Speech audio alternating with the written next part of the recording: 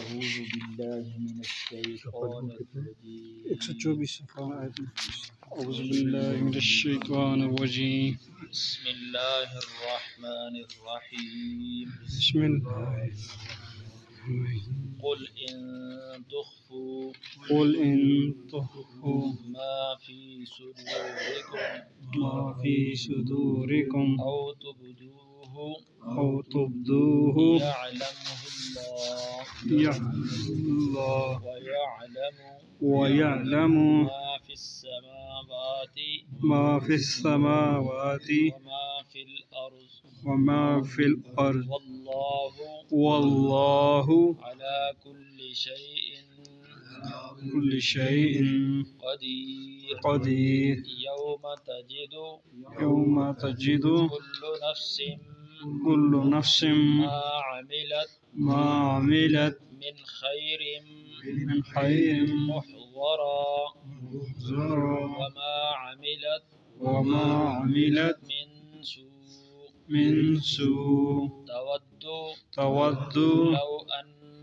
لو أن بينها وبينه أمدا بعيدا ويحذركم الله نفسه والله رؤوف بالعباد قل إن تخفوا ما في صدوركم أو تبدوه يعلمه الله ويعلم ما في السماوات وما في الأرض والله على كل شيء قدير يوم تجد كل نفس ما عملت من خير محضرا وما عملت من سوء تود لو أن بينها وبينه أمدا بعيدا ويحذركم الله نفسه والله رؤوف بالعباد قل آپ کہہ دیں ان تخفوا اگر تم چھپاؤ ما فی صدورکم جو کچھ تمہارے سینوں کے اندر ہے او تبدوہ یا تم اسے ظاہر کرو یعلم اللہ اسے جانتا ہے وَيَعْلَمُ اور اللہ جانتا ہے ما فی السماوات جو کچھ آسمانوں میں ہے وما فی الارض اور جو کچھ زمین میں ہے واللہ اور اللہ علی کل شیء ہر چیز پر قادر ہے یوم تجد اس دن کو یاد کرو جس دن پالے گا کل نفس ہر نفس ما عملت ہر اس چیز کو جو اس نے کیا من خیر کوئی نیکی محضرا موجود وما عملت اور جو کچھ اس نے کیا من سوء برا تود وہ چاہے گا لو کاش ان بینہا کہ اس کے درمیان وبینہ اور اس برائی کے درمیان امدم بعیدا ایک لمبی مدت ہوتی وَيُحَذِّرُكُمُ اللَّهُ اور اللہ تمہیں ڈراتا ہے نفسا اپنے آپ سے واللہ رؤوف اور اللہ بہت ہی نرمی کرنے والا ہے بالعباد بندوں پر۔ اس سے پہلے آیت میں اللہ رب العزت نے کافروں کو اپنا دلی دوست بنانے سے منع فرمایا کہ مسلمان کافروں کو اپنا دوست نہ بنائیں اور جو کوئی ایسا کرے گا تو اس کا اللہ کے ساتھ کچھ بھی تعلق نہیں ہے۔ فرمایا کہ جتنا ان سے بچنے کا حق ہے وہ بچنا تم اختیار کر لو، اور اللہ تمہیں اپنے آپ سے ڈراتا ہے اور اللہ کی طرف تم نے واپس جانا ہے۔ اب یہاں اللہ رب العزت انسان کو یہ بتانا چاہتے ہیں کہ انسان کے دل کے اندر اور دل کے جو خیالات ہیں، تصورات ہیں، ان کو اللہ جانتا ہے۔ دنیا کے اندر فراڈ چل جاتا ہے، ایک آدمی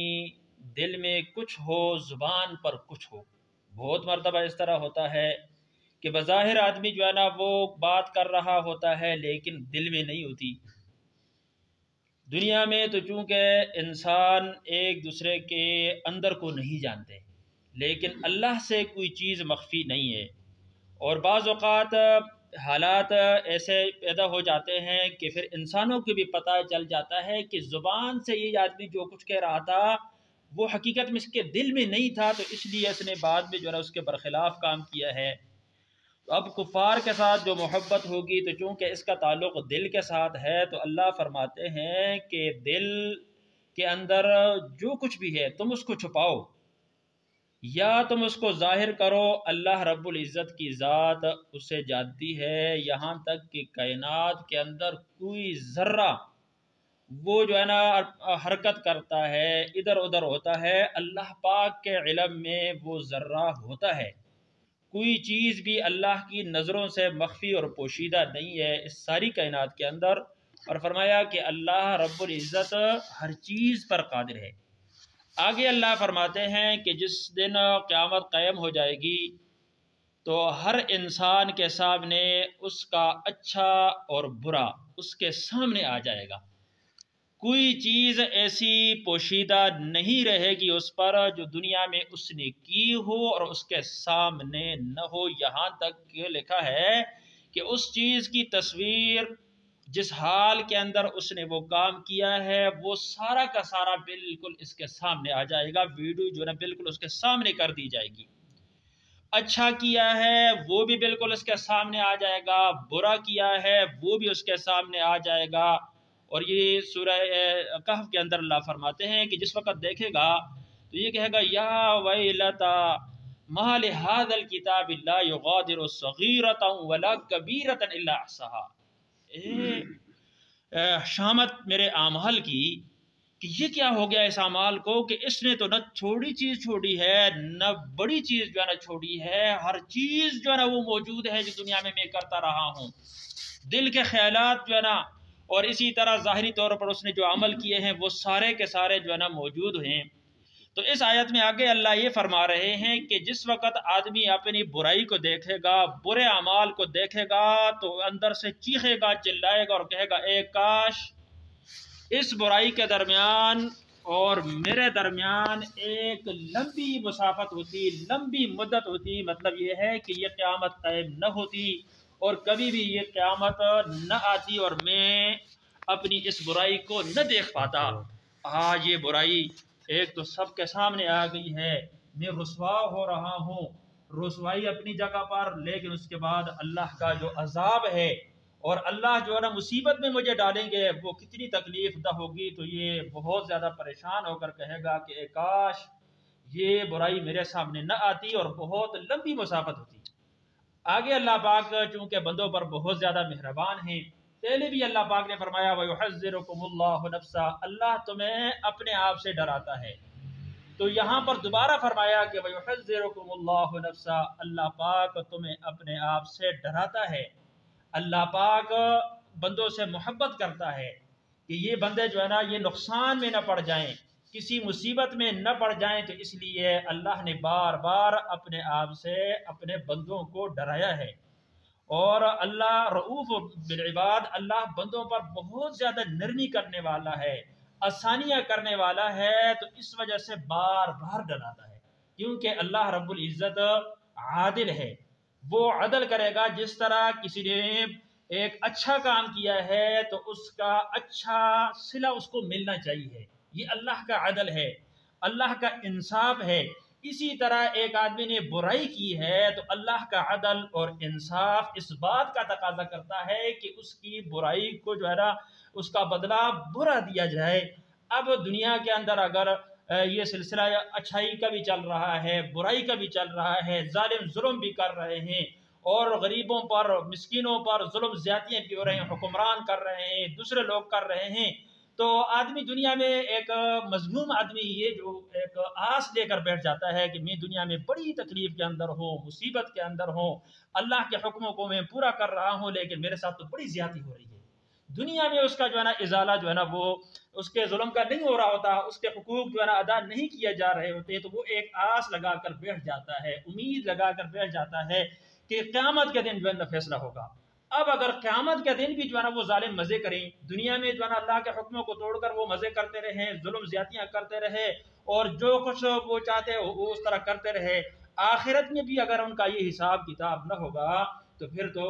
بہت بڑا جو ہے نا نقصان جو ہے نا وہ سامنے آ جائے گا، گویا کہ انصاف اور عدل نام کی کوئی چیز نہیں ہے۔ تو اس بات سے اللہ رب العزت کی ذات پاک ہے، اس وجہ سے وہ بندوں کے ساتھ نرمی کرنے والا ہے، راستہ بتانے والا ہے کہ میرے بندے نقصان میں نہ پڑ جائیں، تو اس لیے دنیا میں ان کو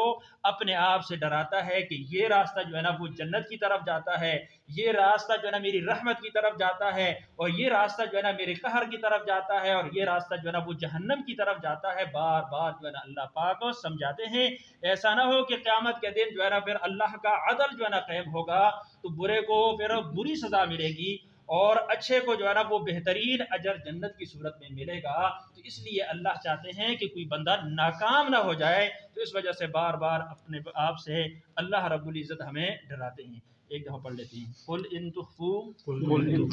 کہہ دیجئے، اگر تم چھپاؤ، ما فی صدورکم، اس کو جو تمہارے سینوں کے اندر ہے، او تبدوہ، یا تم اسے ظاہر کرو، یعلمہ اللہ، اللہ اسے جانتا ہے، ویعلم، اور وہ جانتا ہے، ما فی السماوات، آسمانوں میں ہے، جو کچھ آسمانوں میں ہے، وما فی الارض، وما فی الارض، جو کچھ زمین میں ہے، اور جو کچھ زمین میں ہے، واللہ، اللہ، علی کل شیء، ہر چیز پر قدیر، قادر ہے، یوم تجد، جس دن پالے گا،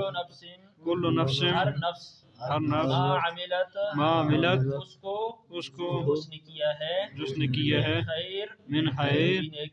نیکی، محضرہ، سامنے حاضر، وما عملت، اور جو کچھ اس نے کیا ہے، من سوء، برائی، تودو، وہ چاہے گا، لو، کاش، ان بینہا، بے شک اس برائی کے درمیان، وبینہ، اور اس کے درمیان، امدم بعیدا، لمبی مدت ہوتی، ویحذرکم اللہ، اللہ تمہیں ڈراتا ہے، نفسہ، اپنی ذات سے، واللہ رؤوف، اور اللہ نرمی کرنے والا ہے، بالعباد، بندوں کے ساتھ۔ ربنا آتنا فی الدنیا حسنہ وفی الآخرۃ حسنہ اللهم اعنا على ذکرک وشکرک وحسن عبادتک یا ارحم الراحمین یا ارحم الراحمین۔ آپ نے جو کچھ یا اللہ بیان فرمایا، یا اللہ اس پر ہمیں عمل کرنے کی توفیق عطا فرما۔ یا اللہ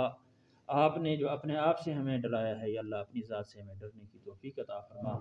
اور اپنی زندگی کی کہ ہر لمحے یا اللہ ہمیں یہ استحضار عطا فرما کہ آپ ہمیں دیکھ رہے ہیں، آپ ہمارے ساتھ ہیں، یا ارحم الراحمین۔ جن حضرات کی وجہ سے یہ دین ہم تک پہنچا ہے ان کو جزائے خیر عطا فرما،